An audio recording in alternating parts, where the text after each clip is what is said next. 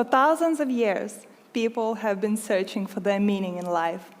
And in order to achieve that, some chose the path of money and enrichment, while some chose the path of art and creativity. Some chose the path of fame and popularity, and some chose the path of love and family. But there is another path, the path of help, the path of being there for those in need, the path of caring, the path of making life of local communities and beyond better and more comfortable. Tonight, we are going to see some of the best examples of people who chose that path. Welcome to SALTO Awards 2021. My name is Valerie. I am going to be your host and the guide through this journey tonight. Of course, I'm not going to be alone here. I will have some helpers. So our path will be spiced up with some progressive tunes from Estonian band called Neon Fur. The album is coming soon, later this year, so stay tuned. A graphic designer and visual fairy, Siiri Taimla, is going to make sure our event is turned into a beautiful art piece that we are going to see in the end of the ceremony. There's also a video team, the group of people that enable this experience online and make sure everything works well. There's also SALTO team that is connecting us in one place and time, giving guidance about leadership. There will be juries that will navigate us through the main 5 themes or categories of the event. But of course, the most important aspect of every event is you, people that are watching us.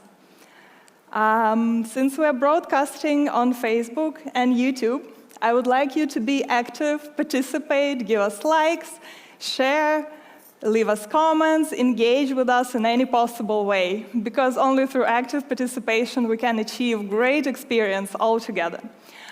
Now, I would also like to introduce you to the tool that we're going to use throughout the evening, and that is Works Up. So please type in worksup.com/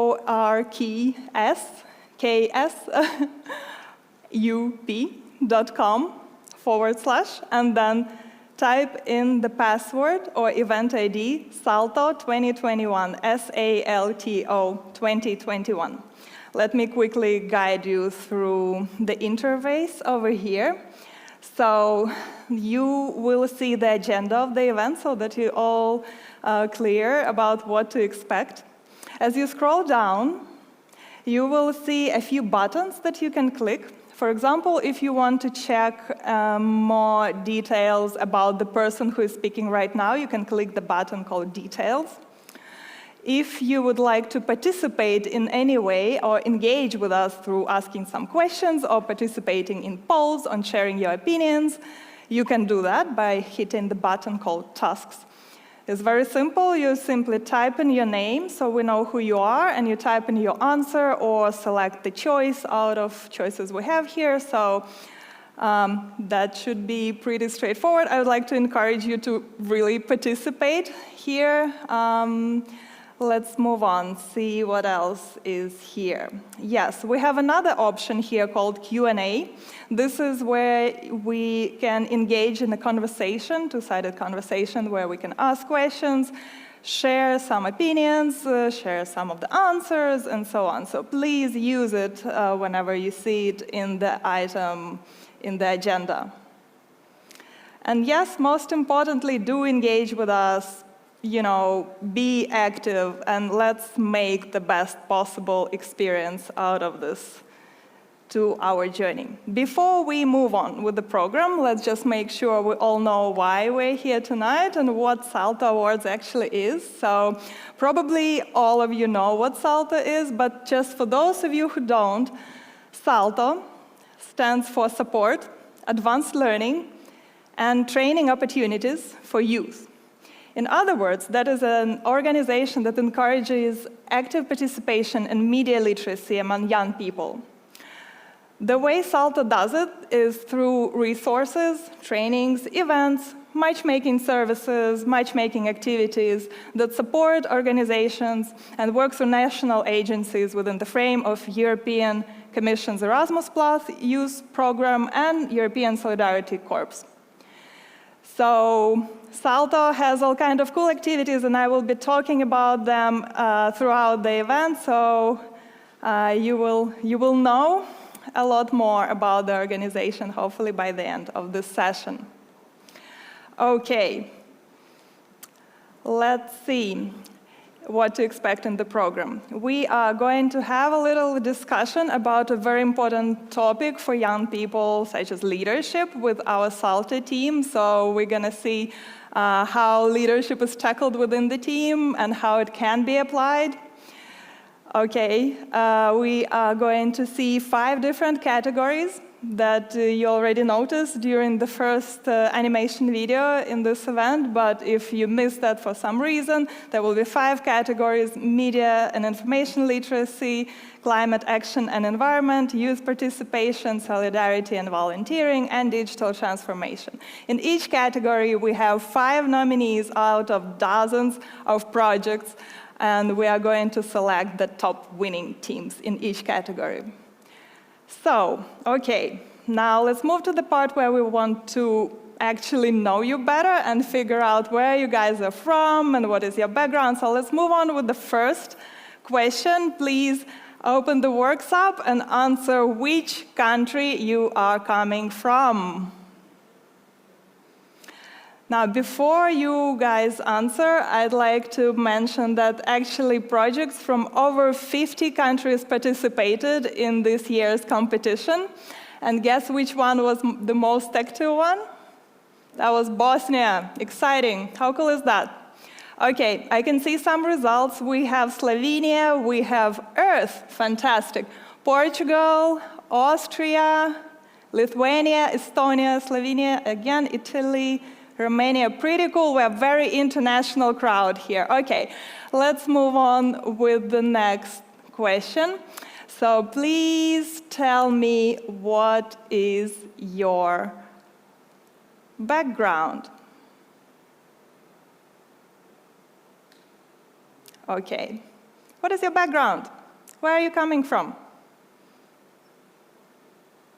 I know we have some people representing youth organizations and some national agencies and so on. Okay, we have lots of youth organizations tonight, and youth workers, and national agency representatives.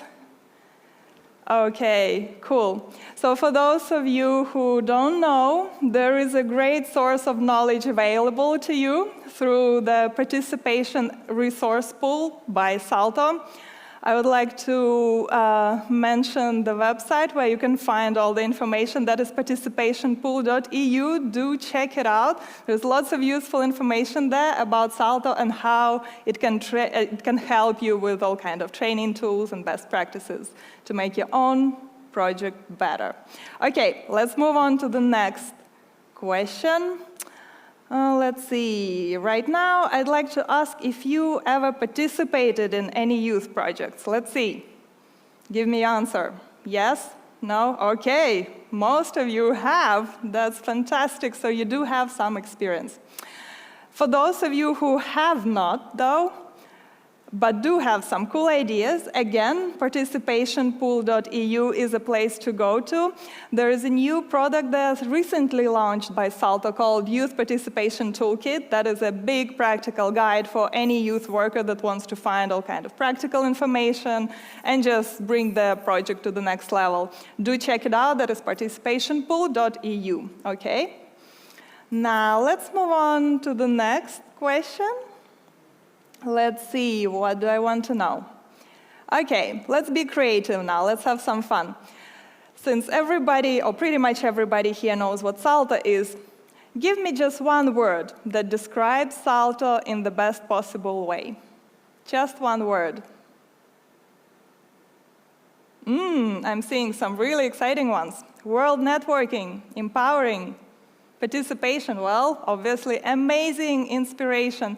Cool, let's keep up the spirit and let's, make sure we really do experience it tonight. Amazing, inspiration, world, impact. Okay, as we are moving on with our program, I would like to also let you know that SALTO has a flagships project collection. That is where some of the best projects are located. You can go check it out, again, on participationpool.eu. And there is a way to get to that flagship collection. So the winners that we are going to announce tonight are going to be listed there, but if you believe that your project is outstanding, talk to your national agency. They can nominate you for this particular collection. Now, these are like the best examples of youth projects, so it is pretty cool to be on that list. Let's keep it that way. Okay, the final question. Describe, what do you expect from this event in one word? Let's imagine and dream and set up some expectations. Okay. Fun and inspiration, community, youth, exciting, yes, fantastic.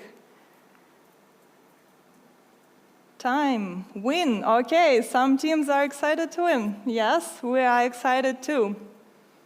Cool. All right, that was fun, guys. I see that we have about 36 words over here. How cool is that? Okay. Thank you very much for being active. We are going to run a few more sessions like this throughout the event, but right now is time to jump into some serious discussions. Let's learn a little bit about leadership tonight. I would like to invite on stage the core team of SALTO Awards 2021. That is Alexandra, Alejandra Milica, and yes, excited. And Kadri. Okay, let's invite them on stage.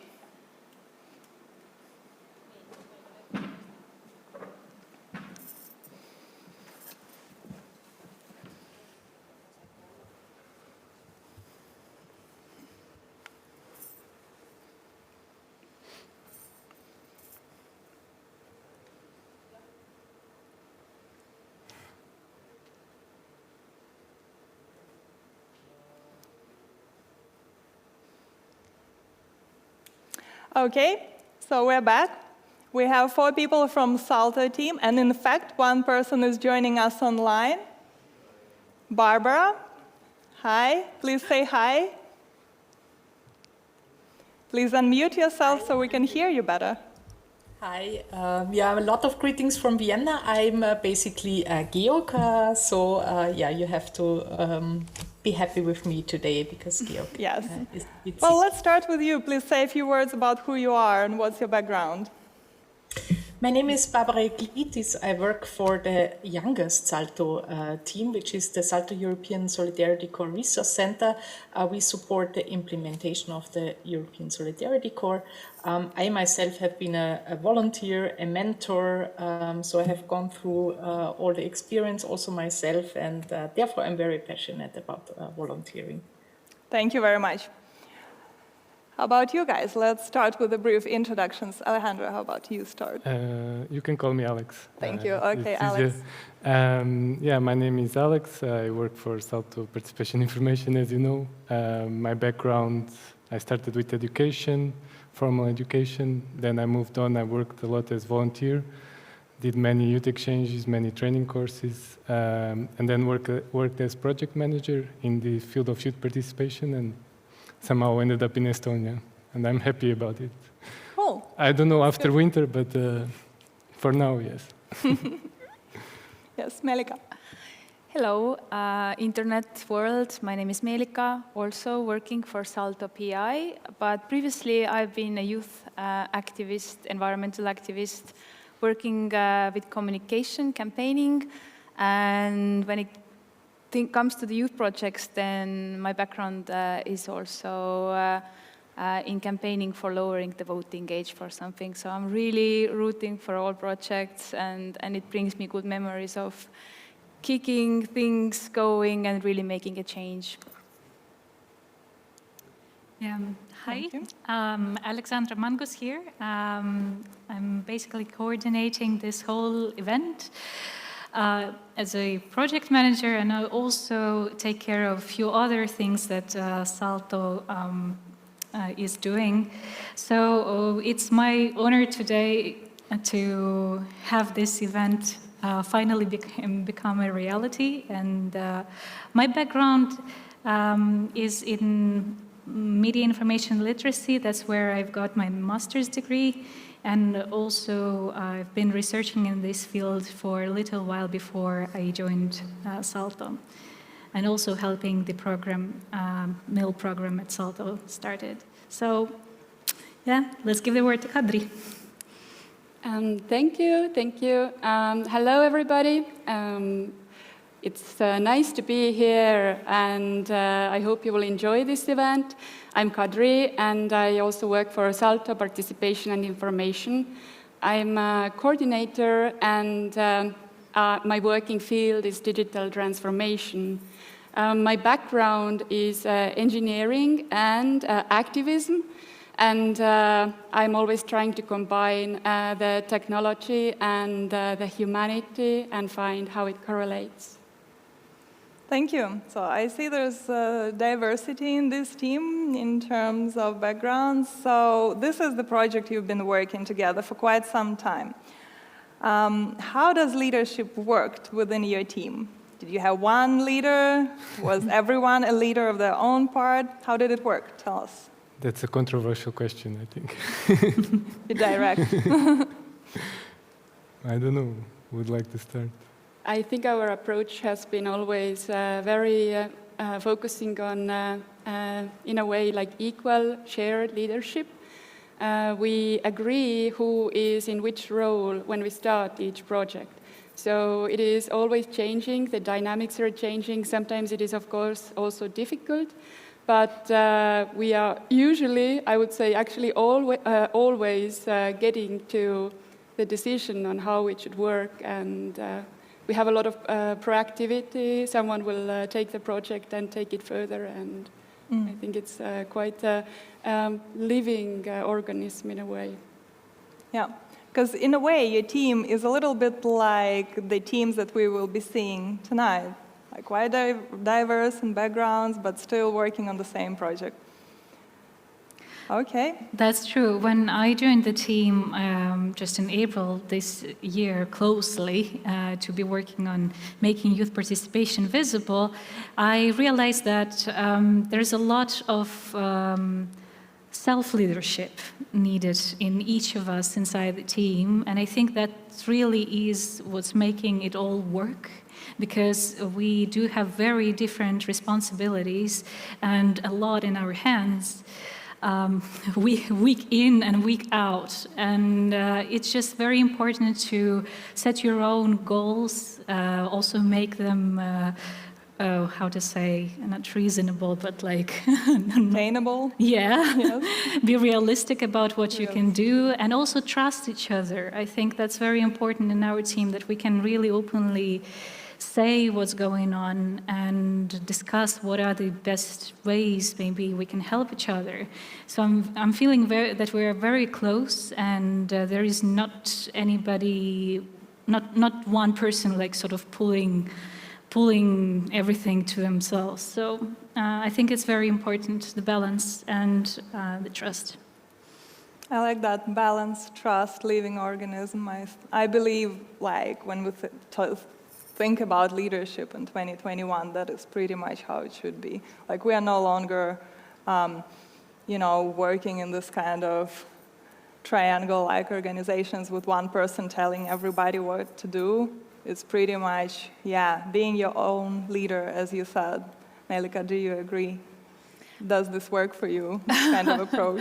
Yes, I do. And when we are talking about what's relevant for leadership, there are many things, many aspects, but I think the whole SALTO network is also a little bit like that, because there are 7 resource centers in the SALTO family. Each of them are responsible for their own mission. European Solidarity Corps Resource Center, our closest partner in organizing this event, but also SALTO Inclusion and Diversity, Regional SALTO, SALTO Training and Cooperation. So these 7 little hubs also working together, working individually. So I'm really interested to hear if Barbara's work culture is different in her team. Yes, Yeah, Barbara, please. we are of course embedded in a bigger structure, but our team consists of 3 people. So we are Romina, Georg, you met him on a picture, and me. And I think from what we benefit is we have inside of the team, we have, of course, a flat hierarchy because, I mean, we are just 3. And I think we benefit because we are very different. We bring different things, different qualities, and we complement each other. And sometimes, that clashes, of course, but always something fruitful comes out of it. So we also allow these conflicts, which I think is also a quality in a team and maybe also in leadership to allow to have conflicts as well, not always to have the beautiful things in there. Right, so if you to narrow it down to one word, what would that be? What would leadership be to you personally? Give me one word. I think for me, really honestly, the biggest leadership quality is to inspire someone. Also, when looking a bit in the word inspire, it means like in spirit. It comes from in spirit, and it's not the same like motivation. It means that the inspiration comes from inside. It steers your heart, your spirit, and also your mind, while motivation is something coming from the outside. So I think really to inspire others. That also really related a lot with the projects we had a look on, because they also were led by teams.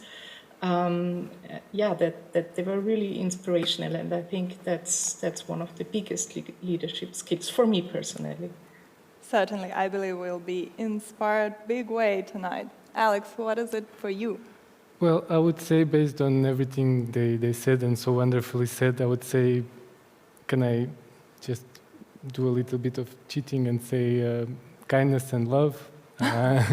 Or both. Very important I don't know how to put them together, yes. But I think when you love what you do, you inspire and you also feel inspired, but you also trust. And one thing I learned from this team is that to feel trusted and to give back this trust. Go and do the way you feel is better. Go do and do it according to your own truth. I trust you. And just this, for me, was kind of a real feeling of love and kindness to hear these words.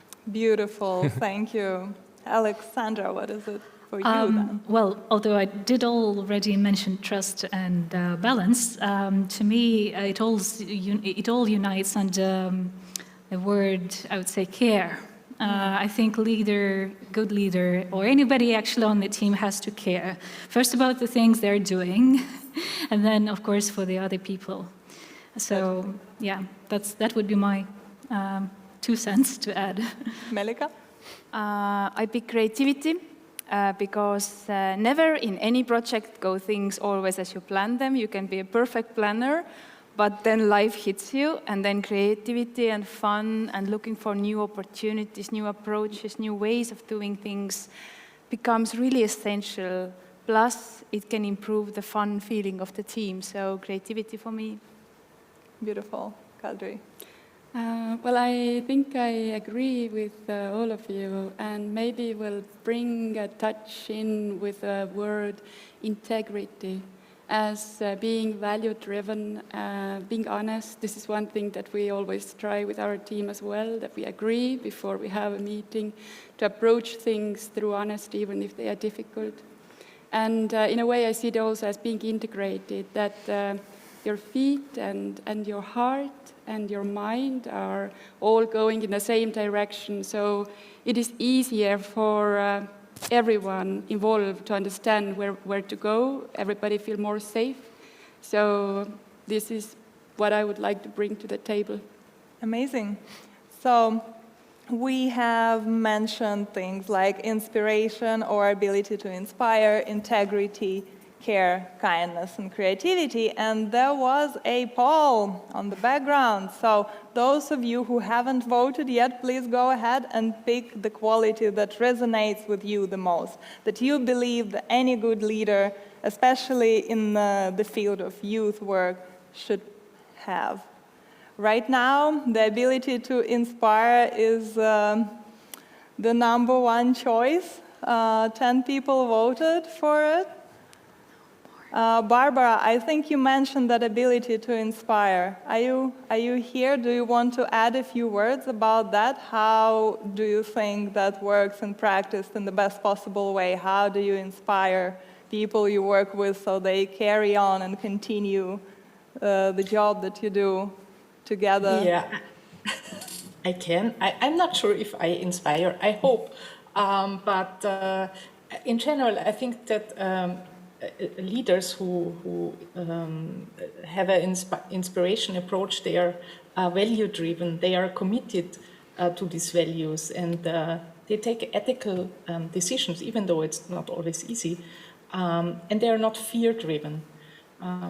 I think a quality which is also in the inspiration is that you as a leader are approachable and inclusive, that you create an environment where everyone is heard, where everyone matters, because I think that's, if you work in a team, you really want to matter, you want to make a good change, and also that mistakes are possible. I mentioned that we in the team do that. Yes, we make mistakes and we learn from it, and it's possible. The diversity I mentioned. So I think that's what it is for me. Okay, so now it's time to have a look into how this conversation has been nicely visualized by our illustrator, Siri Timela. Please share.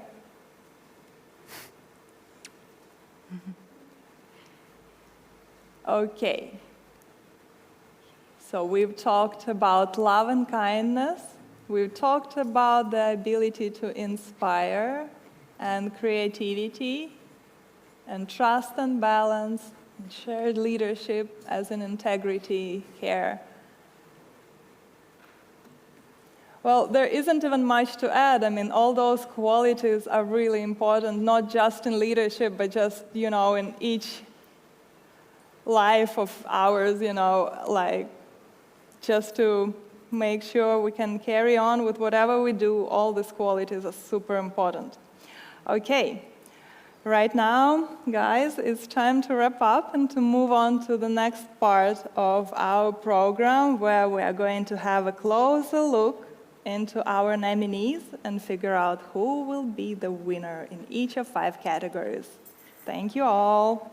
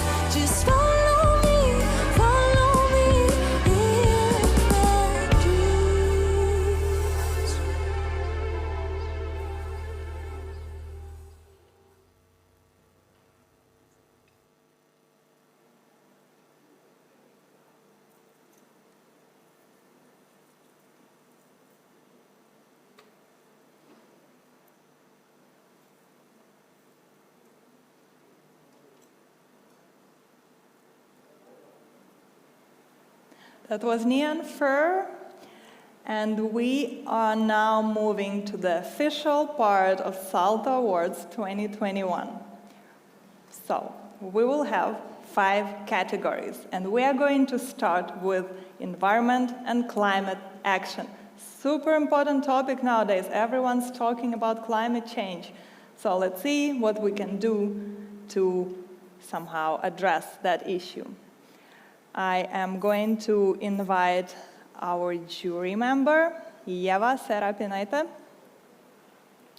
Please join us. Yes, thank you for the invitation. I'm here. Do you hear me? Yes, please say a few words about who you are, what do you do, and how did you get into this whole topic? Yes, my name is Ieva Serapinaite, and I'm originally from Lithuania, from the Baltic states.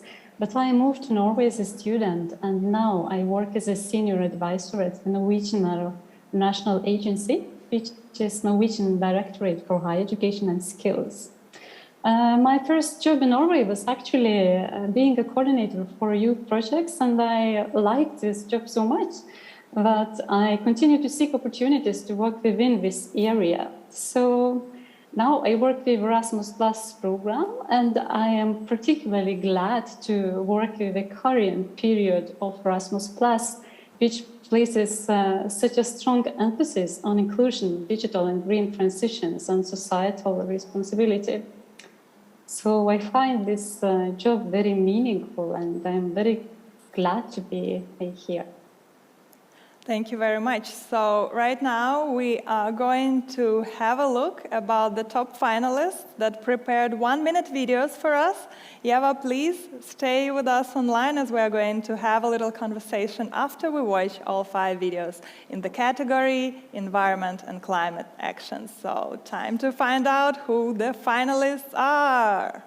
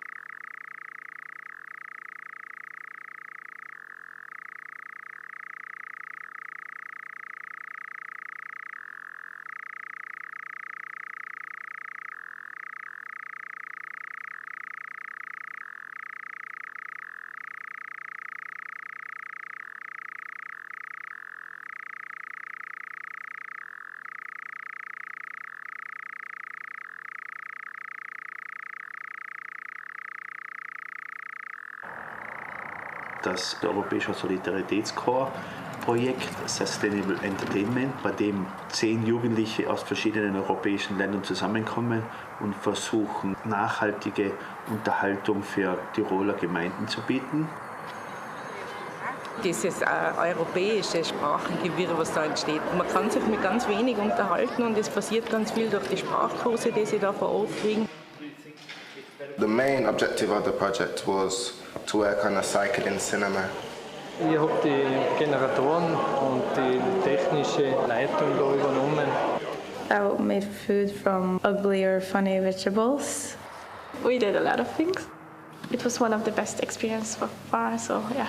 Ich glaube, dass es ganz gut ist, wenn es Beispiele dafür gibt, wie Nachhaltigkeit funktionieren kann. Hi, this is Katharina and Martin from 5 Minutes Climate Change, a podcast providing you with tiny knowledge injections about the fascinating world of climates.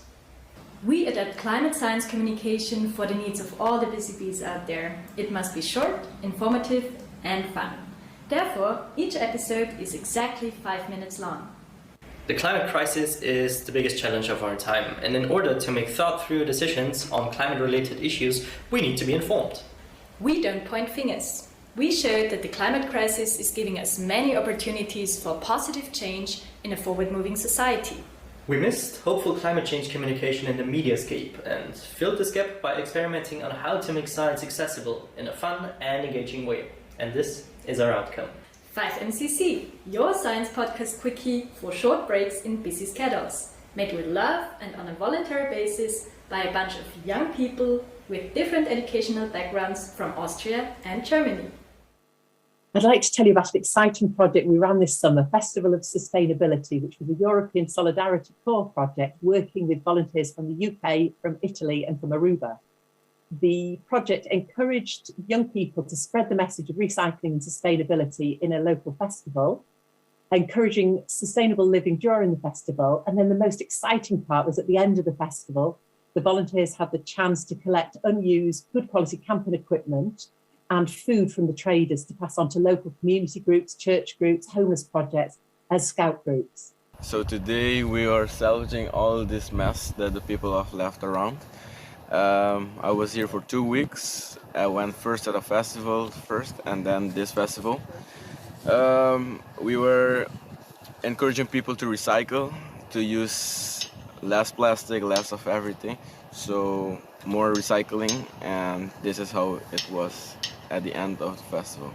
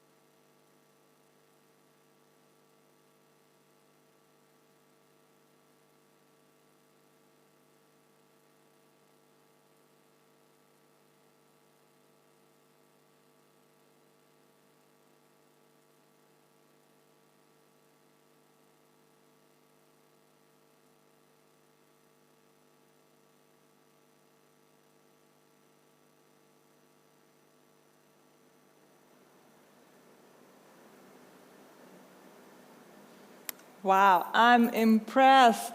Yeva, are you with us? Yes, so I'm impressed too.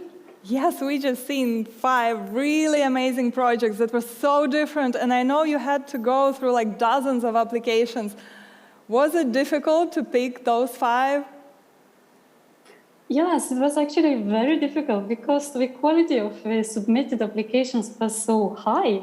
And we had to read applications and discuss it, and it was really an amazing process. So among those 5 teams that we've just seen, could you tell us what were like the similarities between them that really made them stand out and make it to the final round? Yes. I'd like to say that, as I said, all the projects were excellent, very good, and these 5 that we have selected, quite unison. It was a good project idea, high ambitions, and great teams. They seemed like we were excellent role models who inspire other people. And we could see that we could engage, include, and empower and share results. So we managed to shape best practices which could be actually developed and disseminated to other places and countries.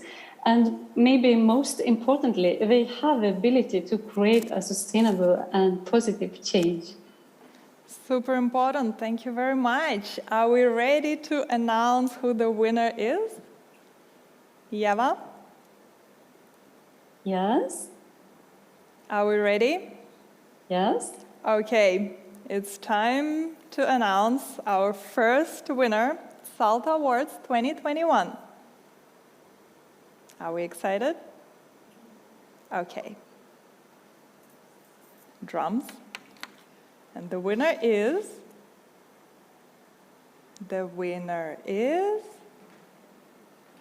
Green Steps. Yay! Yes. I hope you're all giving a round of applause to the team. Green Steps. Green Steps, are you with us? Let's see if the team is on Zoom. Yes, hi. We are very happy. How are you feeling? Lydia, Patricia, Christina, and all our volunteers also joining. Oh, I see there's a lot of you. How are you feeling, guys? We are grateful and happy. So do tell us a little bit. It was very nice to see others also. We are excited right now because we are watching different sides and we try to not make echo. But it was nice to see other projects also. It was very nice that so many people do so many good things. And we as a team, we are happy to know.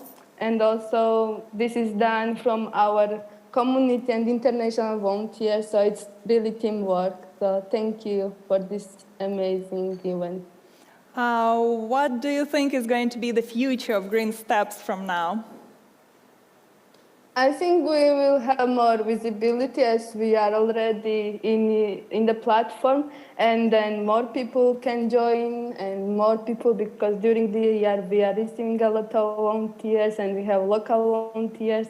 And so we want to inspire more people with our work. So I think now it will be more visible and more people get inspired to do things which is right for our planet and to save our planet together. Awesome. I'm really happy for you and your team, and I wish you all the best, and I really hope that projects like this, like yours, will succeed in the future. Thank you very much. Let's remind everybody what Green Steps is about. Let's see the video once again.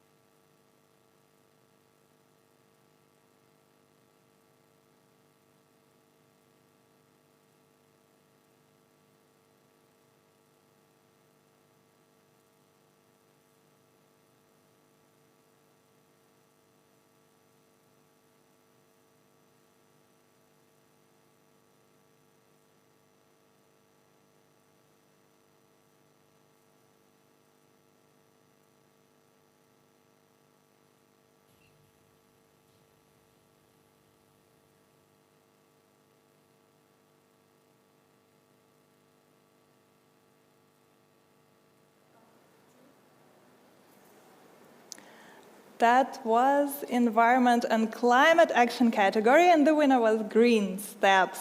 Thank you, Yeva. Thank you, Green Steps. You were amazing. It's time to move on to our next category, that is going to be digital transformation.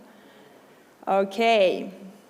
Digital transformation part is also super important, right? Among youngsters, all kinds of projects that transform our lives and make it more usable online. Juha Kiviniemi is here with us from Finland. Juha, are you ready? Yes, and greetings from Helsinki. Helsinki is here with us. So please introduce yourself and tell us, how did you get into this whole digital transformation field? What's your story? I work for Verke, which is the Center for Expertise on Digital Youth Work in Finland. And I've kind of, for my whole youth work career, I've been more or less involved in media literacy projects, digital youth work, online youth work, all of this lovely stuff with technology. And that's how I got also, I also got the privilege to be a member of this jury. Okay, let's talk about the projects. Was it hard for you to evaluate the projects? I know there's been a lot of applications from different countries, and many of them were international. So, yes, there was what was your lovely experience? Lovely diversity of different kinds of projects. And Impressive. while we kind of agreed on the top 5, it was really tough to figure out the actual order of them, because, and also outside the top 5, there were a lot of lovely projects. So it was definitely not super easy. What do you think were the common challenges that most of the projects had in the process while you were looking at them? I think it's one thing to do something digital just because COVID happened, but then it's another thing to make a practice really digitally transformative, in the sense whether they are able to actually be innovative with the digital technology, whether it's something that can be applied to all fields of youth work and so forth, and whether it tackles the big topics that are emerging currently in Europe. So it's definitely not easy using technology to solve these issues, but a lot of the projects really have done a lot of lovely work around it. Yeah, it was kind of two-sided street, right? Like on one hand, it did help the digital transformation to interfere with our lives in a deeper way, but on the other hand, for example, for teams that were really international with team members scattered all over Europe and beyond, yeah, it was probably a bit of a challenge to come together and make sure the project will actually come to life. Definitely. What do you think united all these teams that you worked with, that you noticed? I think in all of the submissions, there was really a kind of core of responding to the challenge of having to use digital technology, especially in COVID times, but also outside of COVID times. So that's probably the main unifying factor. And I think almost all of the projects had some kind of level of course, support for youth work goals, like whether, for example, whether the digital technology makes it more inclusive to take part in the projects, or whether it's transferable to other fields of youth work. And all of that stuff was, especially in the top 5 shortlist, it was really present.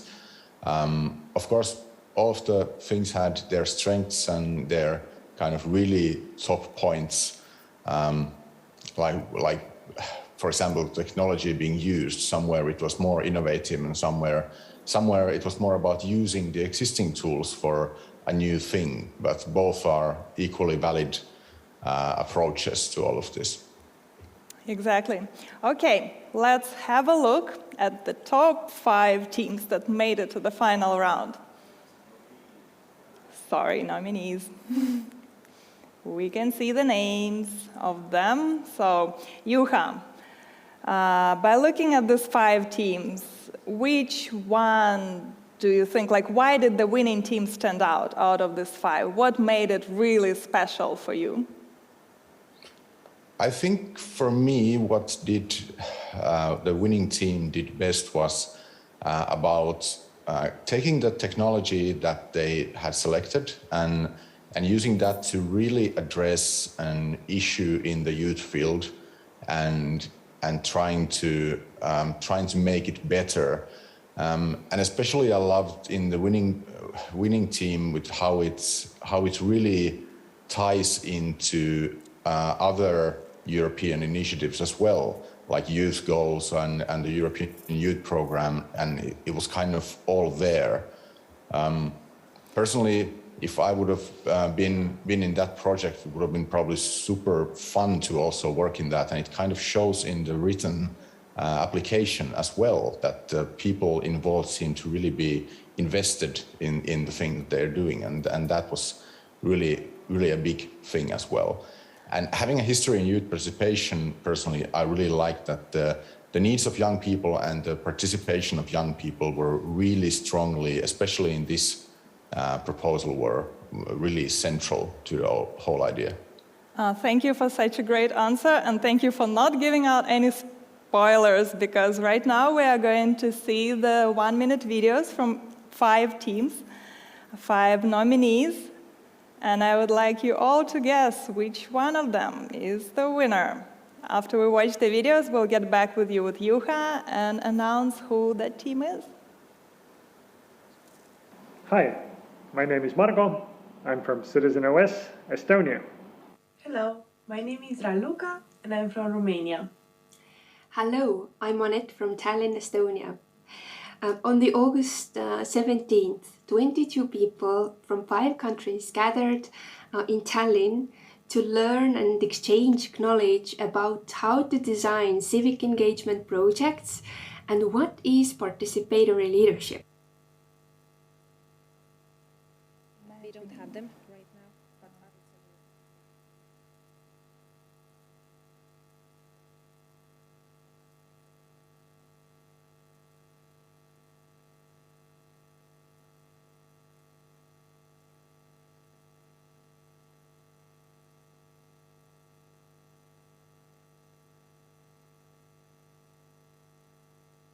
Hi, this is Loredana. I'm from Views International. Easy access to the job market for people with visual impairment via online tools is a 2-year project funded by Erasmus+. Anka from Belgium, Serena and Rob from Italy, and Frasco from Spain has worked during the past 2 years to help myself and my peers to easier get on the labor market. They developed an online platform that helps us to prepare ourselves for an interview and make a CV and an application where the adverts are directly in an easy, accessible format for us, even when we are using assistive technology. Having a job for us is essential, like for anyone else, for our life and for our inclusion in the society. Reimagining Recognition, a Erasmus Plus Key Action 2 project in the framework of Eastern Partnership Youth Window, was developed by a consortium of organizations from Eastern Partnership country, Moldova, Ukraine, Georgia, Armenia, and European Union country, Lithuania, Finland, and Ireland. All together, we work in order to develop the competencies of youth organization in using, promoting, and maintaining the open badges as a tool for validation and recognition of non-formal education. The most exciting things was that we learned from our colleagues from Lithuania what means open badge and how to use it. And based on this, each of partner organizations developed their own badge system, which help and recognize the activities and competencies of young people, of youth workers, teachers, and also other stakeholders.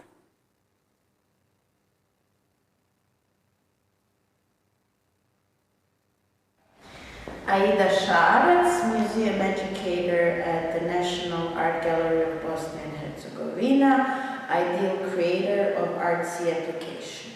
We have developed Artsy in order to bring underrepresented group of children with developmental disabilities in the museum. We also wanted to give them a digital didactic tool for alternative interpretations of art. Hello, my name is Samra Mahmutovic. I'm graphic designer from Sarajevo. I designed this Artsy app. User interface of this app, it's minimalist, symbolic, and friendly in order to satisfy the target group.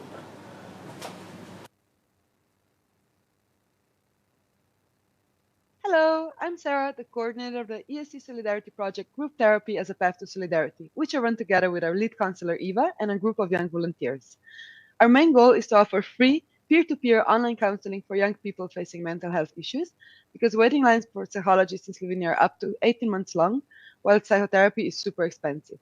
Our idea was to run a free support group by young mental health professionals for young people facing economic obstacles and mental health issues.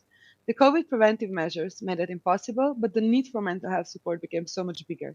So we've restructured into free online individual counseling on Zoom, first of its kind in Slovenia, as well as run a social media support campaign by psychology student volunteers.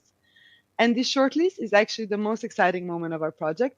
We've been working on it for almost 2 years, mostly voluntarily, and recognition means a huge deal to us. Thanks for watching, and I'm wishing the best of luck to all the nominated projects. Quite a sheer selection of teams here. Again, Juha, are you ready to announce the winner in the digital transformation category? Yes, I suppose we can't wait any longer. And of course, we have to pick one from the list, unfortunately, although all projects were super nice. I feel your pain. So drum roll, or imaginary drum roll at least. 3, 2, 1. The winner is project Reimagining Recognition. Yay! Round of applause.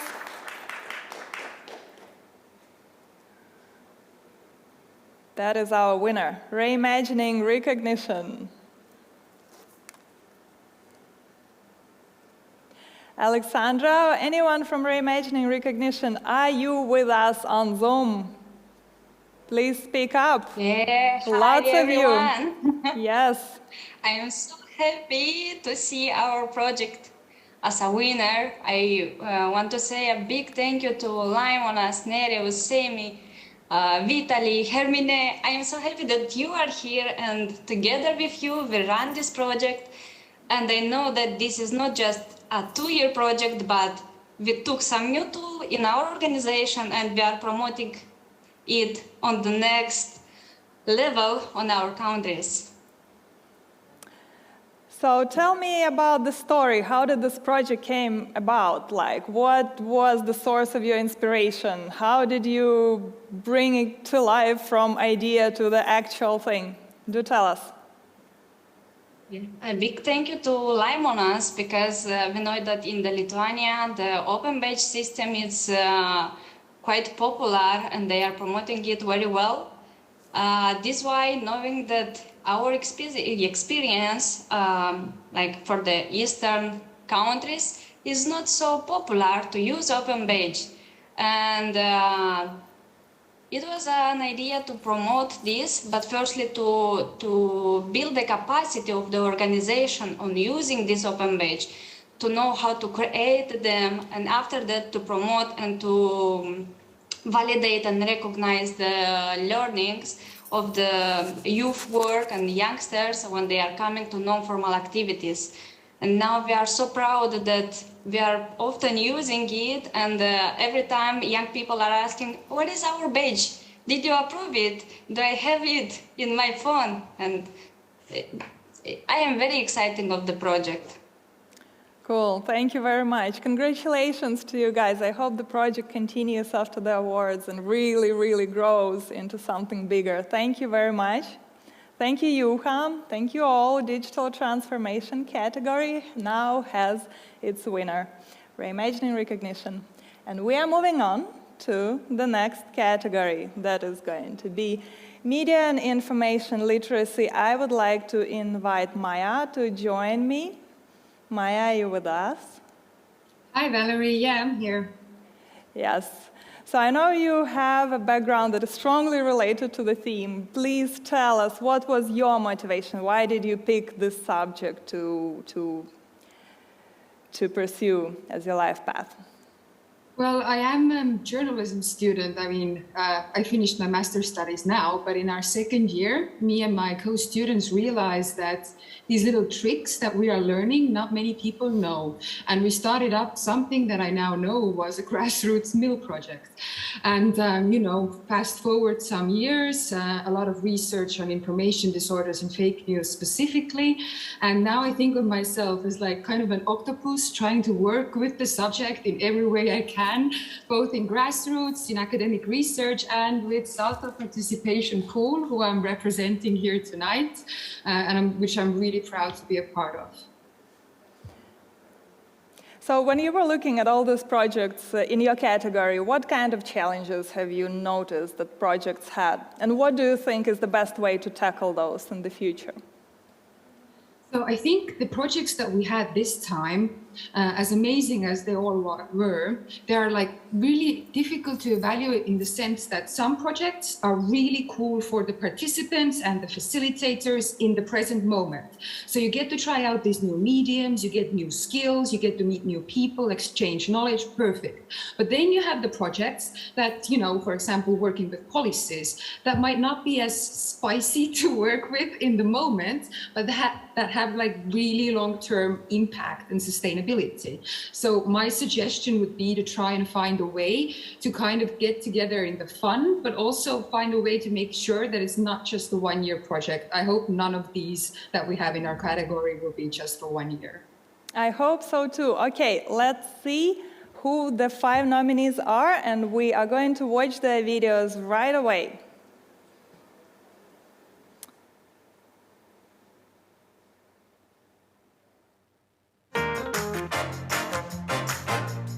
The InEdu project was run by 7 organisations from Italy, Croatia, Bulgaria, Slovenia and France. The project aimed to promote social inclusion by strengthening media and information literacy.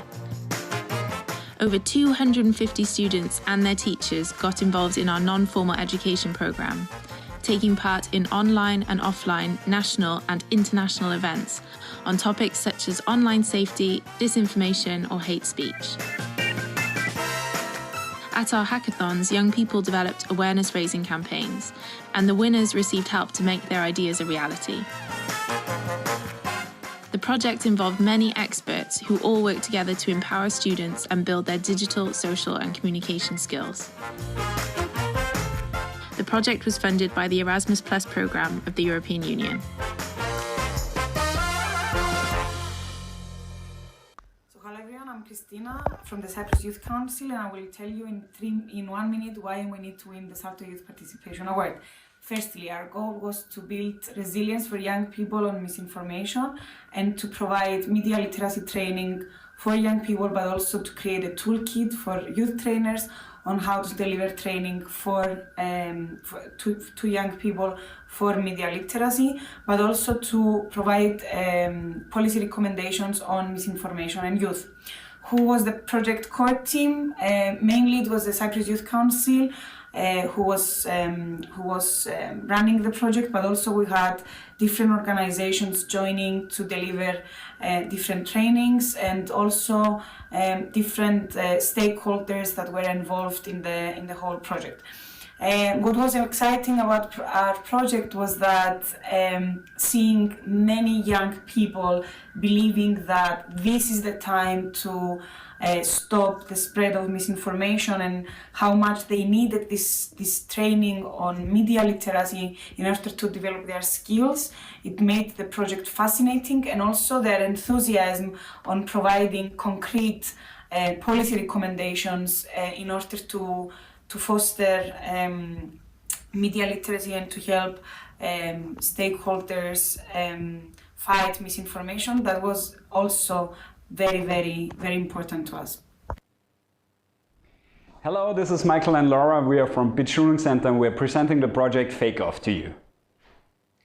Bildungscenter has been in a wonderful cooperation within this project with Italy, Spain, Portugal and Germany. The main purpose was to teach digital media literacy, which includes the ability to access, analyze, create and use digital media. The special focus was on fake news and evaluating them through critical thinking competences such as questioning ideas and evaluate information. Our primary goal was to create awareness about misinformation and what it does to the people. The most exciting part within the project was that we really got to work with the target group, the youth workers and especially the youth, to create something for them. We created the app where you can check your knowledge about media literacy. Thanks for your attention and your support, and all the best to all the nominees. Bye.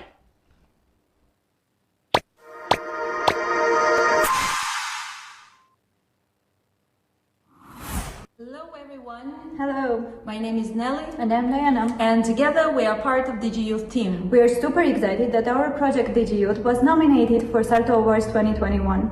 DigiYouth has been one of the most successful projects of APY, promoting media literacy, digital activism and digital participation among young people in Armenia that were most affected by COVID-19 and they were excluded from any type of meaningful participation. I was engaged in the project as a mentor, and it was my first experience, and it was super exciting because we gave an opportunity to young people from different backgrounds to voice their issues via campaigns. DigiYouth has successfully mobilized 25 young people from Yerevan and 8 regions of Armenia to build their capacities in media literacy and help them with 2-month mentorship to put their ideas into action through social media campaigns. Hi, my name is Martha. My name is Rota. My name is Victoria. And I'm Eva. We all met in 2018 at university. And together we started Medi Prates. Medi Prates is a youth movement based in Riga, Latvia. Our goal is to educate young people, to educate youth about media literacy and how to use that in the daily basis. We teach classes and host events for people of different ages. And because we're so focused on media and information literacy, we also get to talk about social media, influencers, trends, and even algorithms. The most exciting experience is the possibility of meeting and connecting with the youth and teaching them how to use media literacy, how to practice it on their own. And of course, it's very exciting to be able to take part in different classes and events, to meet other professionals, and learn new skills of our own. Very cool videos in information and media literacy category. Maya, you had a really tough time selecting the winner out of all those. Really, really tough time. And we did actually argue and had to go over time that we were given for our discussion because it was really hard to come to a conclusion. But in your opinion, that one winning team, what was special about it? What was the quality that enabled it to win? So to be direct, I have written enough projects to know, and we all know, I think, there's a certain project language, a way to kind of say things in the way that will get you funded. What I really appreciated about the winning project was the actual honest reflection in the proposal. Now, the project itself, of course, was amazing as well. It had everything we want. You know, it has the youth-led, like actually being youth-led, and it had inclusion in a way that none of the others did. But just as a tip for everyone else who is also thinking of, you know, going for it next year or for a next competition, that sometimes going off the regular project language track and just being honest is going to impress so many more people. Certainly. Honesty, we all appreciate it. So, Maya, are we ready to announce the winning team? Yeah. Yes? Okay, let's do it. The drums. The winning team in information and media literacy category is going to be. Who do you think that is? Okay, not teasing you anymore, guys. This is DG Youth. Yay!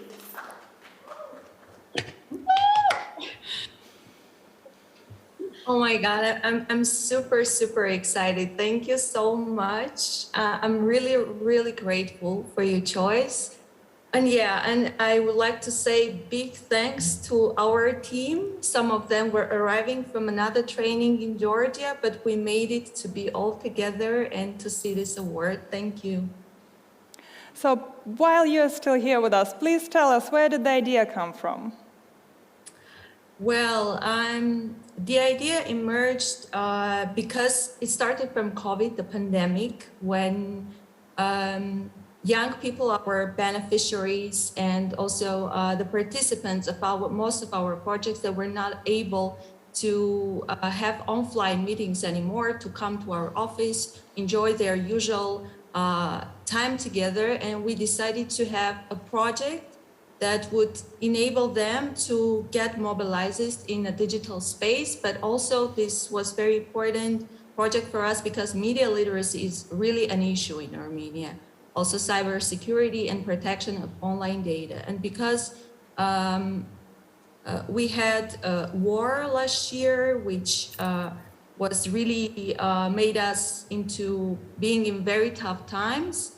The pandemic, war, also young people from minority groups, it was really difficult to engage them in some meaningful actions and to bring them all together from the rural areas into an offline space. So we decided to design DG Youth that will raise the awareness of media literacy, but also help them, enable them to make their voices heard through digital media campaigns. Wow, so, impressive. Let's say the reason was was very sad reason that brought us all together to start this project.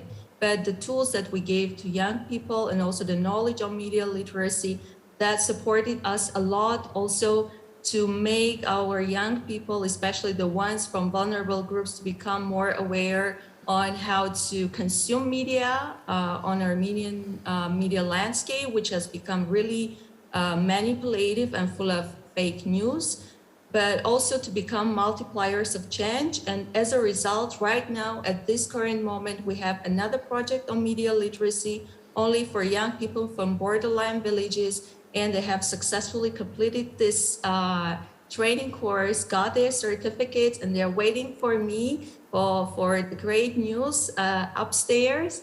And I will be delivering them the news that we have won this award. Thank you so much. Wow, thank you so much. What a story. Wow, thank you, DG Youth. Thank you, Maya. Thank you. We are moving on to the next category in SALTO Awards 2021. And that category is going to be Solidarity and Volunteering. I have Miguel with me on Zoom. Miguel. So I know your entire career has been built around solidarity and volunteering. So when we talk about it, what do we actually mean? Please tell us. Yes, you're right. I've been a volunteer in the late 97. I was one of the first European volunteers under European Voluntary Service. And since then, my life is a bit confusing between the life itself and the way I express my volunteering needs and the volunteering aspects of it. People need to express, and I often listen to the volunteers I manage. I'm a project coordinator, and I run a youth center and hostel here in Amarante, Portugal. And I often see my volunteers saying that volunteering is the best way to express the best they have inside of them. And this is really amazing to listen. People saying that this is the best way to express myself. And we need to keep developing these kind of opportunities for more and more youngsters to be able to connect and engage with the society they live in, to support the community, the social, cultural, and the green needs of their communities, and in a way to learn more skills, more practices that will help them in the labor market and in the way our world should be built upon values that are fundamental and not just accessory. I see. So, in your opinion, what do you think is the #1 motivating factor for young people to go down this path, to choose volunteering work? What do you think motivates them the most? That's a $1 million question, because every time we ask to our volunteers and to volunteers in general why they do it, we have a lot of answers. I would say that there's a selfish way also in the way we do volunteer, because mostly we want to discover ourselves. We want to understand where really we can highlight our potential. But of course, for many, it's really the possibility to support people with fewer opportunities, people with special needs, people that are people, and not only that are environmental aspects, animal care. So there's a lot of topics around our society that are asking for our support, and this is the way for us to express what we have inside of us. That is the good side of the world. Interesting. And in your opinion, how do we attract more young people to involved in this kind of work, in volunteering work? What are the ways? For sure, these kind of events like the one we are living today, it's a good way, because we are sharing the best practices and many projects that were developed in the last period, and this is a very good tool to promote it among other youngsters. I would, from my experience in these last 25 years, I would definitely also use the testimonies of the volunteers itself as a very good tool to promote, because I consider myself still a volunteer after so many years. We speak about our project with such passion that it was clear in the precedent participants that were talking that it's the best way to attract new people. Whenever a youngster listens to a live testimony, he really gets touched and he starts thinking to do the same kind of experience. Yeah, it feels like it is a path of heart, like you need to have some kind of personal reason to get involved in some volunteering work. Okay, so we are ready to see the 5 nominees in the category of Solidarity and Volunteering, SALTO Awards 2021. Let's see their names. We have 5 teams from all over Europe. Let's watch their videos. Hi, I'm Petra. And I'm Janez. We run a volunteer center in the village of Kastelec in Slovenia. Our project Solidarity in Primorska has 2 main goals: to help people in need in our region and to empower young people with fewer opportunities from all around Europe. During the project, we hosted 26 young volunteers with fewer opportunities from 14 different European countries.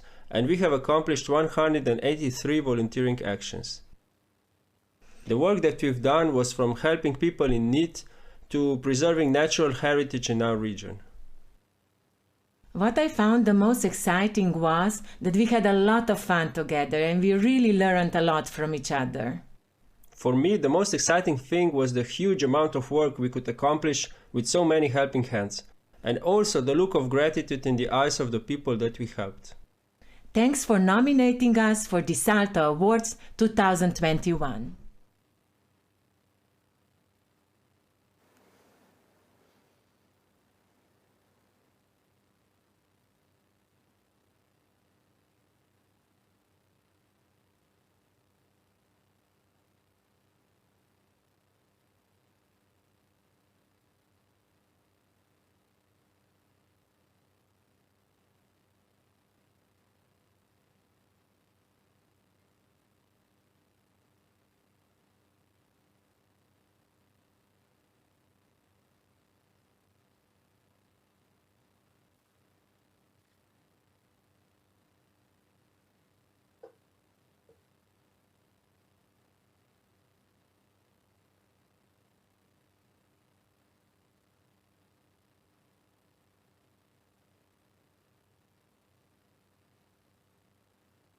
A few young people had the idea to organize a social campaign for animal shelters. Thus, the story began. We applied and got funding from European Solidarity Corps program. The goal of the project was to create conditions of cooperation between youth, deaf community, foreigners, Klaipėda community, and shelters, increase awareness, social responsibility, and solidarity through volunteering in animal shelters. Our core team consists of 5 young individuals from Klaipėda region. Take a look at Tadas and Normanas. The most exciting experience about this project is the friendship of these two fellows. Normanas and Tadas found each other in one of the project activities organized together with the shelter Happy Feets. Tadas brought Normanas home and now they are inseparable friends. Hello, we are the Tune In Against Violence team from Austria. My name is Johannes. My teammates are Jakob, Lea and Charlotte. We produce podcasts about different topics around violence. We want to inform people that have been affected by violence and talk about local support services. Additionally, we raise awareness of the different types of violence and victim groups. By offering different perspectives on violence, we hope to reach potential perpetrators and get them to reflect on the consequences of their actions. What motivates us most is that we can give a voice to the people who are willing to share the stories with the world. It takes courage to take a stand on violence in public, and we are happy to provide a platform for it. By this, we hope to do our part to bring more peace to the world. Hello everyone, we are a youth organization from Lithuania. Our members are mainly from Marijampolė, but also other cities. And we are called Jaunimas Yra. We implemented a project called Impossible. The main goal of the project was to create change in the local community, where we wanted to learn how to communicate with each other, like people with or without disabilities. Also, during the project, we improved different skills and knowledge. And the most exciting part was to participate in all the process of this project. And we met here different people with diverse experiences. While communicating with each other, we understood that we are more confident to interact with all people. And we believe that the problems analyzed during this project are important to all Europe, and that's why we're happy to share our experiences. See ya! See ya! Bye-bye! So these were the top 5 in the category of solidarity and volunteering. Miguel, was it hard to pick the winner? Yes, it was. I think it's common to all the groups. Our group jury members were discussing, and I would say that we had some criteria that helped us to define the top 5. But yes, all the projects were quite innovative. We are surprised with such quality in all the applications, the 26 applications we followed. But yes, we always have to choose 5. I usually I'm evaluated, and I'm not an evaluator, so it was particularly hard for me to be part of the jury. But yes, we found a way. I would imagine so. What helped the winning team to stand out, in your opinion? I would underline two aspects. First, that either the group of participants or volunteers and the target groups were part of a special needs group, so fewer opportunities, and this is really relevant for the type of projects we were evaluating. And in another way, I would also stress that the fact that the activities that were proposed, they were intergenerational, so they were involving different kinds of groups within the community, so it's really interesting to have this combination. Okay. Thank you. I'm going to pass the ball to you now, so please tell us who the winning team is.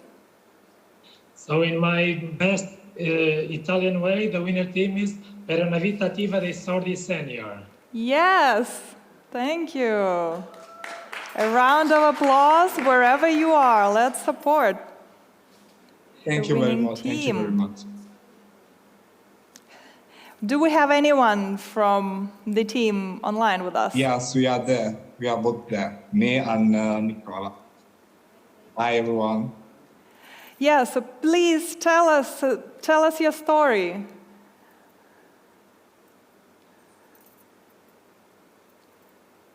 So it's true that I want to spend a little bit of the time for this project. You know, we use the sign language because we are people. So, and all the people use sign language, also young deaf people use, both of them use the sign language. But they have different kind of life because they are moving in different way. So, for example, young people were in, the elderly people were in deaf school with deaf people. Now the young people are in school with all the other people, so there's not any more special in Italy.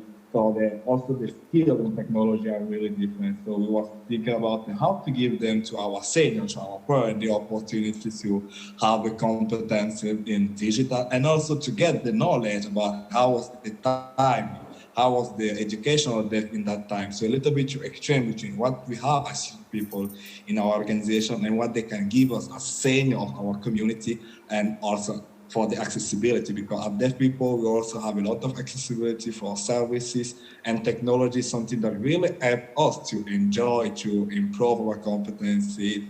For example, send a video message, have a video call with family, with colleagues. So what's important, give the possibility to senior to use the new device about it. Right. How big is your team? How many people are working on the project? Well, it's true that we are really a big number of people because we have a senior also in the team. I think, for example, we have 30 senior that was involved in the activity. And as youth people, we have a lot of youth people. It's true that the team was mainly based of 6 people, but there was a lot of other youth people involving, proponing activity, taking workshops. So yeah, basically we can say that we have a mix. Impressive. I wish a project like that would exist in every country. Thank you so much. Thank you, Miguel, for the insights. Bye. Yes, we are moving on to the final category of SALTO Awards 2021. I hope everyone is excited. That is going to be youth participation. And with that, I would like to invite Flavio to join us. Hi, are you with us? Hey everyone, hello from Porto, Portugal. Great to be here. Yes, Portugal. Portugal is with us. Flavio, please tell us what is your background and how are you related to youth participation in general?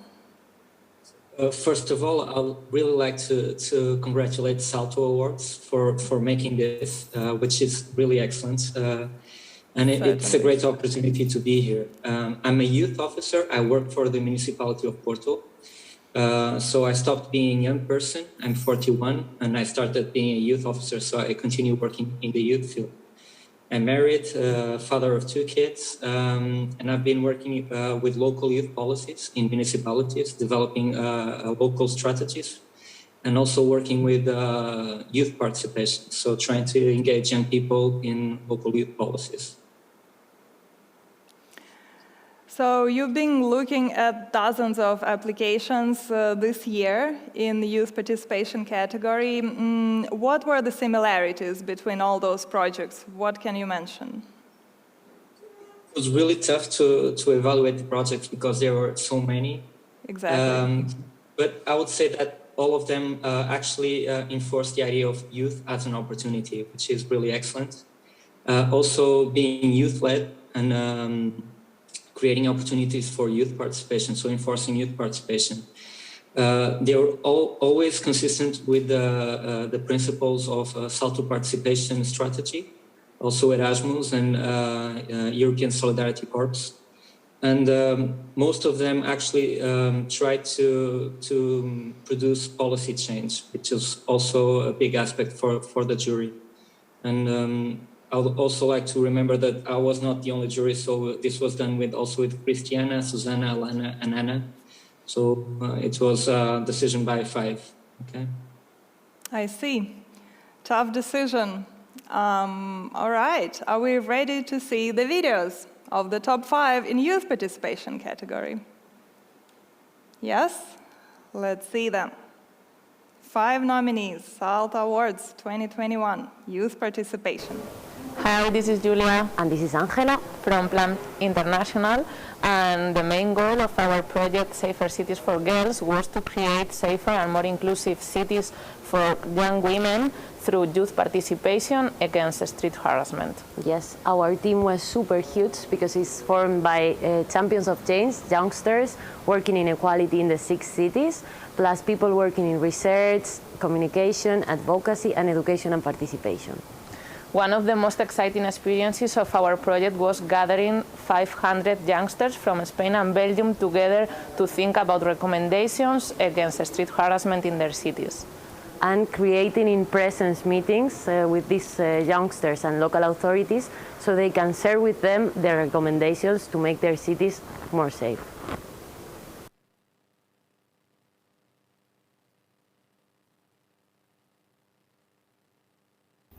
Pozdrav svima, mi smo Mladforma, neformalna inicijativa mladih iz Hrvatske. Okupili smo se krajem 2019. godine kako bismo podržali ideje, aktivnosti i projekte mladih. Brojimo 60-ak mladih aktivnih članova zajednice. Projektom Bez filtera htjeli smo odgovoriti na pitanje ima li aktivizma mladih u vrijeme pandemije. Stvarali smo angažirane mlade influencere i online aktiviste. Potaknuli smo mlade da progovaraju o svojim problemima i potrebama. Teško je izdvojiti jednu najbolju stvar u cijelom procesu. 18 tjedana objava na društvenim mrežama i organiziranje tribine. Dijalog s lokalnim političarima i kreiranje vodiča za aktivizam mladih. Bez filtera!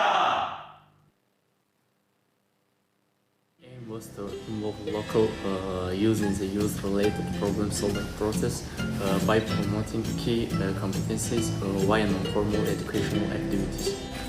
We wanted to be an example for young people with fewer opportunities in Georgia or beyond that against all odds and challenge it's possible to set up a youth development center and promote values of youth work. My name is Aitai.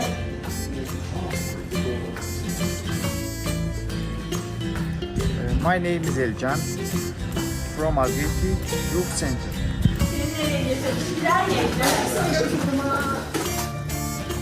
I am from Algeti. The most exciting thing in the project was the 3-month program and the community development activities implemented with youth, by youth, for youth.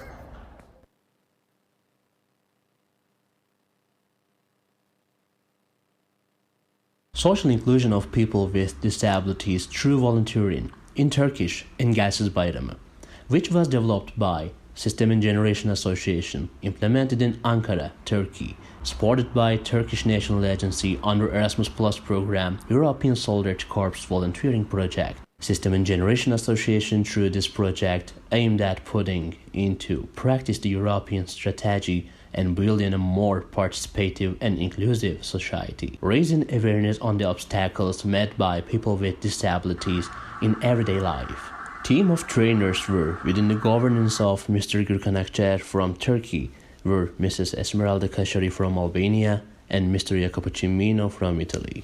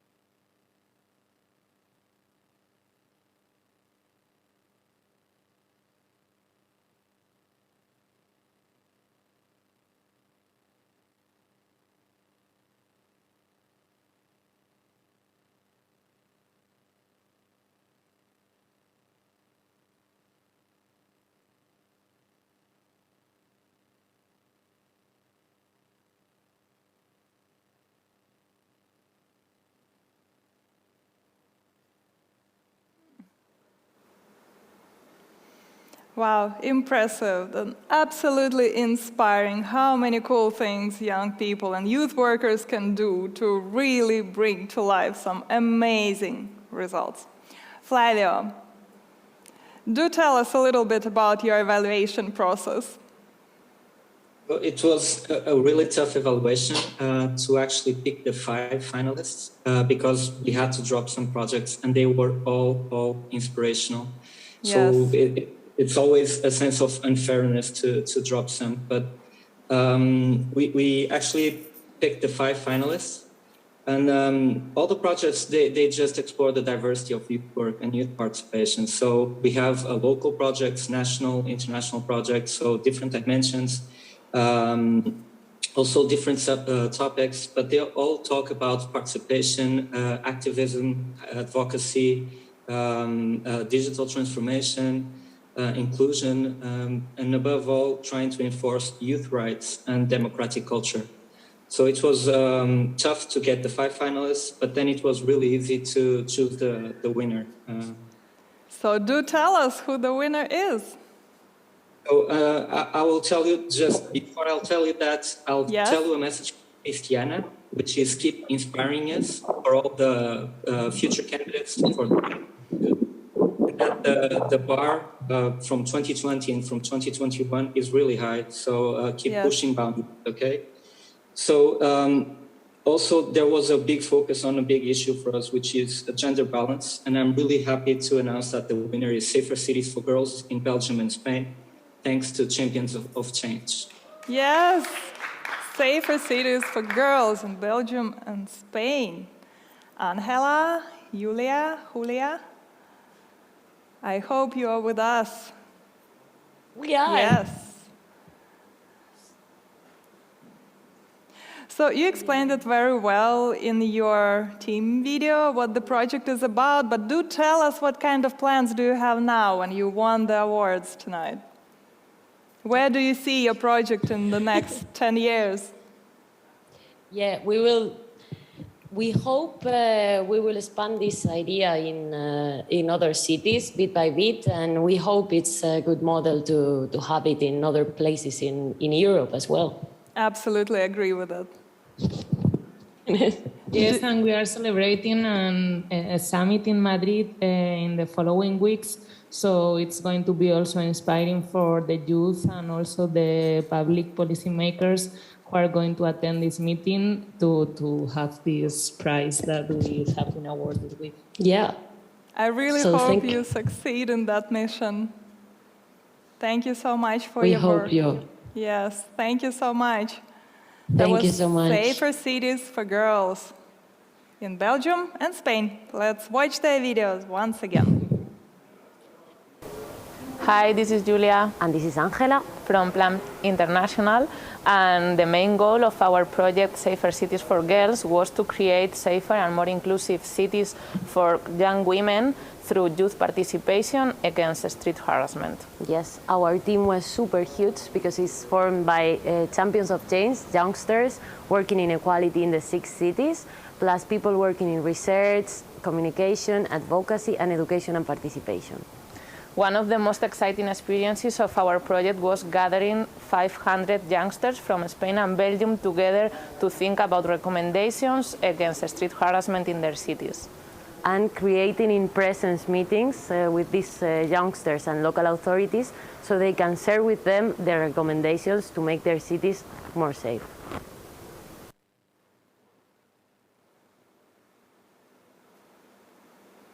So, that were our 5 categories and 5 winners of tonight. Green Steps, Reimagining, Recognition, DG Youth, Safer Cities for Girls in Belgium and Spain, and Per una vita attiva dei sordi, Signor.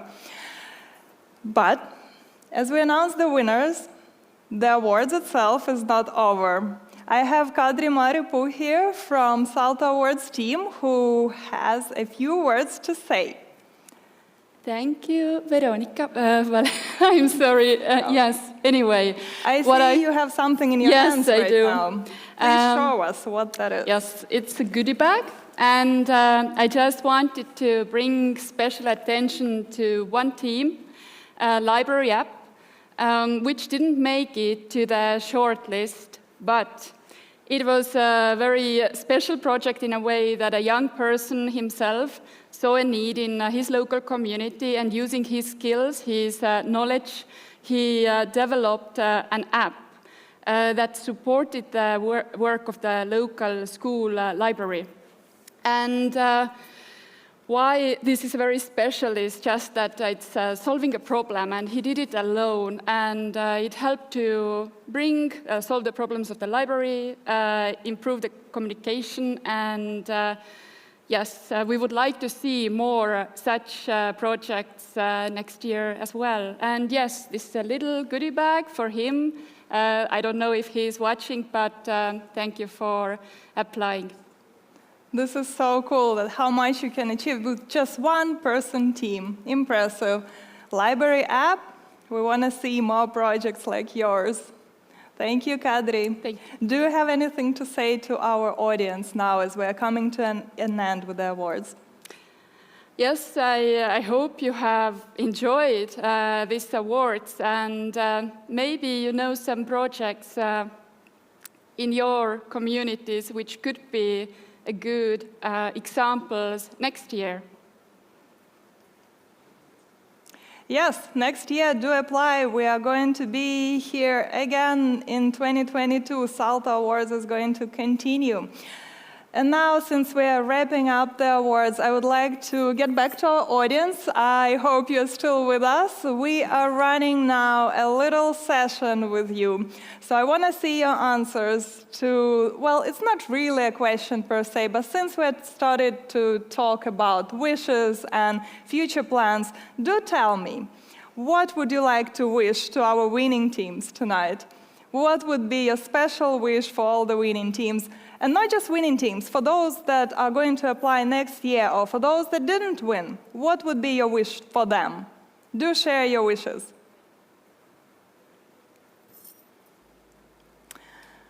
I'm really excited about the answers. This event has been so inspiring in so many ways. So many teams from different countries. I think we have more than 50 countries represented in top 5 in each category. So yes, that would be, yes.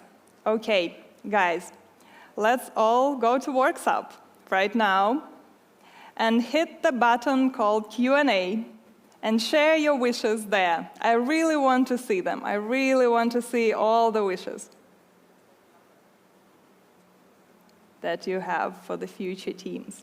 You can also go on social media and comment there, but we do prefer Workshop, please. Okay.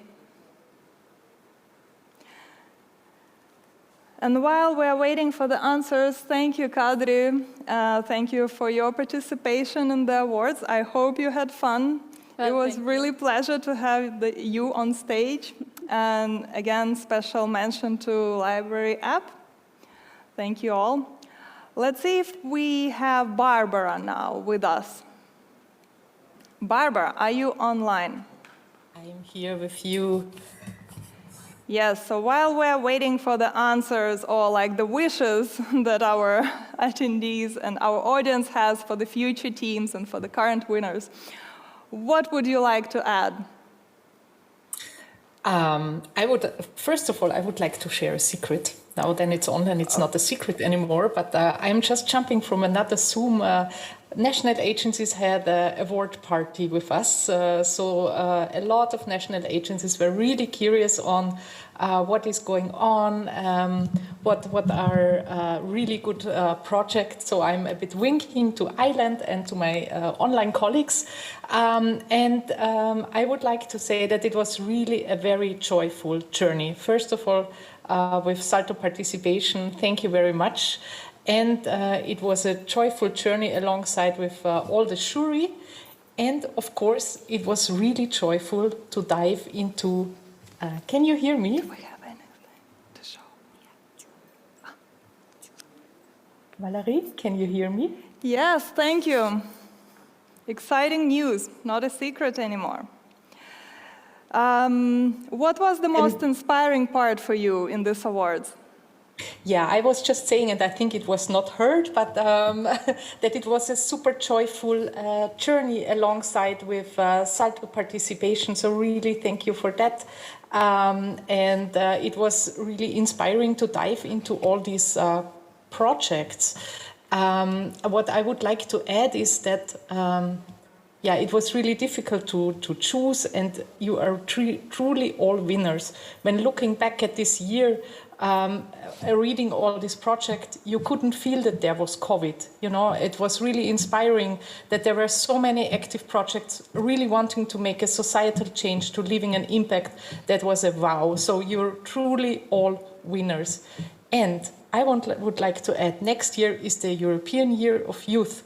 So please, let's be loud. Let's be there. Please send your nominations. And no matter if you win the award or not, it's just great to see that you make a change and make the world a bit better. So thank you for that. And I'm really looking forward to next year's award already now. Thank you, Barbara. I have very similar feelings to yours. It's really not about the victory per se. It's about bringing value to the society. It's about working on some cool projects that are inspiring, impactful, and really turn life into better and make the world a better place. Thank you, Barbara, for your participation, for sharing your story with us. I'm starting to see some really beautiful comments from our audience. Everybody's saying that the projects were really nice and amazing, and wish everybody to stay strong and positive and innovative and curious. Guys, I love you all. This is so very beautiful. Beautiful words to everyone, not just the winners. I think we're all winners tonight just because we participated, we just didn't sit still, we were active, so that is really impressive. Okay, now, as I promised you in the beginning, our journey tonight was documented and was really nicely illustrated into a beautiful art piece by Estonian artist Siiri Taimla. So let's see what we've gone through in the last couple of hours. Yes. Thank you, Siiri. We've seen 5 different categories. We talked about leadership. We talked about safety, inspiration, integrity. We looked at different teams that were able to achieve the impossible with just a few people, all scattered all across Europe, or working together as one team in one place. Still, the results are pretty impressive. Thank you, Siiri. Your work is absolutely beautiful. Please screenshot this piece. We'll be also sharing it with you after the awards. And now we are about to wrap up with the awards. And in the end, here's a little story I'd like to share with you. This is a story about a man who liked elephants very much. And once the man decided to go to the zoo to see the elephants live. And so he came to the zoo and saw these beautiful creatures walking around the zoo, but not really living it towards the jungle. They weren't kept in cages, they weren't kept behind fences. They were just walking in the zoo, but not living it. So he was wondering, why? They're so big, they can simply break through any kind of fence. But they didn't. So he asked the caretaker, why elephants are not leaving the zoo? And the caretaker replied, when elephants were young and small, we used a little rope that helped us to keep the elephants all in one place. We attached them to the leg of an animal, so they were all in one place, and they tended to believe that as much as they pull it, they just can't escape. So they grew up with the belief that they just cannot break through the rope. And that is why they're still in the zoo.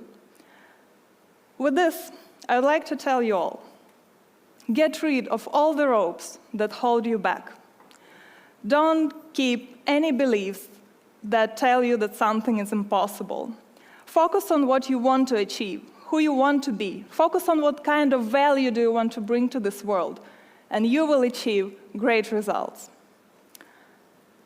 With this, I would like to thank you for your attention and for your active participation. It's time for me to leave the stage, but before that, I would like to invite on stage the heart and the soul of SALTO Awards 2021. Beautiful, inspiring Alexandra Mangus.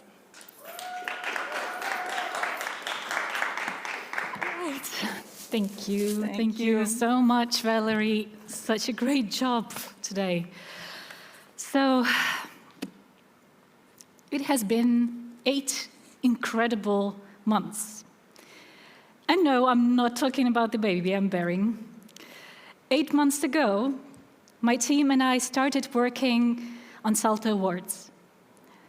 We took whatever we could learn from the last year's experience and formed a new vision of the event, the one that would fit the new reality we live in today, with the social restrictions, with Zoom fatigue, and many more things that we enjoy lately.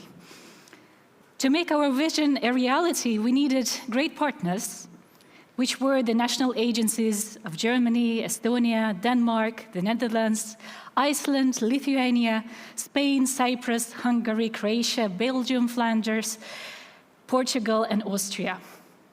Thank you, dear partners, for your help in spreading the word and the calls that returned us over 150 nominated projects across 5 categories. Speaking of which, it's my pleasure to note the great effort and support of our co-hosting partner, SALTO European Solidarity Corps Resource Center.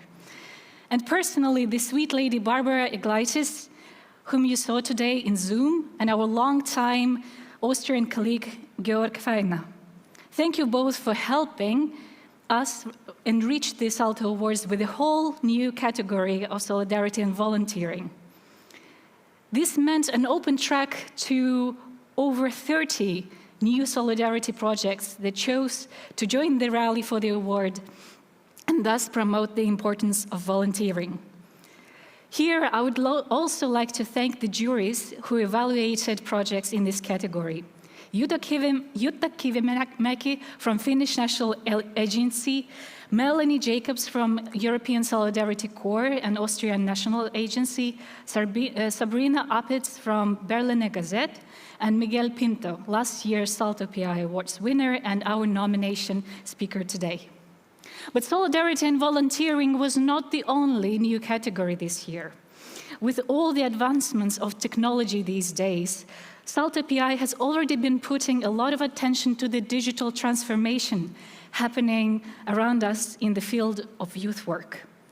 The whole new branch of SALTO PI activities, including mapping useful resources on digital participation, collaborating with subject matter experts, and bringing a digital transformation category to SALTO Awards this year is a job well done, thanks to everlasting energy and perseverance of true transformational enthusiast and advocate, and my dear colleague, Kadri Maripu. Kadri pulled together a great board of juries, whom I also like to thank. Andreas Karsten from Ray Digi, Niels Helsen from Belgian National Agency, Nadia Tiahia from Youth Advisory Committee of EU RID, and Juha Kiviniemi from Verke. Juha, thank you once again for giving an exciting overview of the category teams today. With European Union putting so much priority on the green issues lately, it was inevitable for us that environment and climate action category shall also be introduced to SALTO Awards. Wonderfully led by Georg and Kadri, this category united 4 extraordinary people on its jury board. Esther Valado from NGO Biodiversa, Nicosor Ciobanu from Romanian National Agency, Glindis Virginia Luciano from Young Professionals in Agricultural Development, and our dear speaker, Eva Serapinaite from Norwegian National Agency. Thank you all. At SALTO PI, we say there is no participation without information.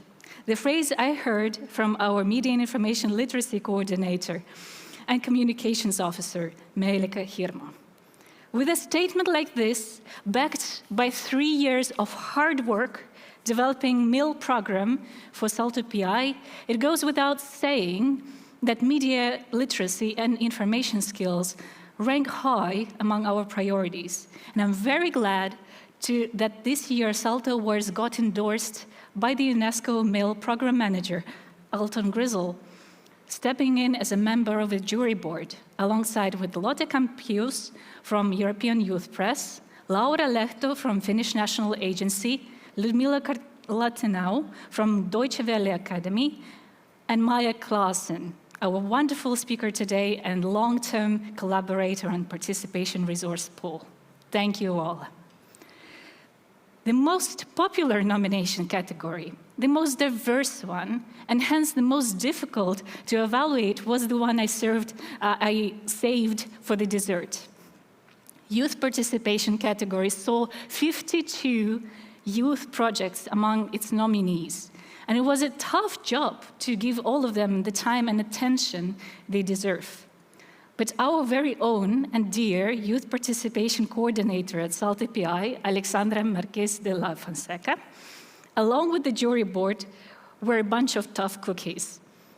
Lana Pasic from EU Council of Europe Partnership, Suzanne Gardinger from Ray Network, Cristiana Xenofontos, last year's awards winner and representative of the European Youth Forum, a youth trainer, Ana Catarina Morgado, and special thanks go to Flavio Ramos from Youth Division at the Municipality of Porto for giving a word today. Would you believe me if I said that I'm done? Hell no. Our team would not have been so strong without Kelly Hrupa, our magic wand, our all-rounder, and simply the one that gets shit done. And neither we would have so much fun tonight without our dear host, Valerie Sarle, rocking the stage for the past 2 hours. Woohoo! And it wasn't an easy task to put an online event like this. And I wouldn't be myself if I forgot to say how professional and sharp is the venue team from Videal here in Black Box Studio T1 in Tallinn, who made it possible for all of you, dear viewers, to witness us today. It has been 8 incredible months. Yet our mission remained the same: to call out for the youth projects across countries and continents and make the most exciting of them shine at least a tiny bit brighter than they already do. And for what I can say today, our mission is accomplished, but we are not stopping here. The projects will get promoted to the furthest ends of SALTO network and hopefully beyond. That's where we all can step in. If you are, like me, the believer in quality-first approach, please help to spread the word about these great projects we've seen here today, about the event, and about SALTO work in general. Tell your friends, your colleagues, your social media followers about us, and perhaps it will be your mention that will eventually reach the heart of another young leader whose name we'll hear on this very stage next year. Thank you all for watching us. And now I leave it all to the tunes of Neon Fear, right across of me on that stage. Let's get the party started.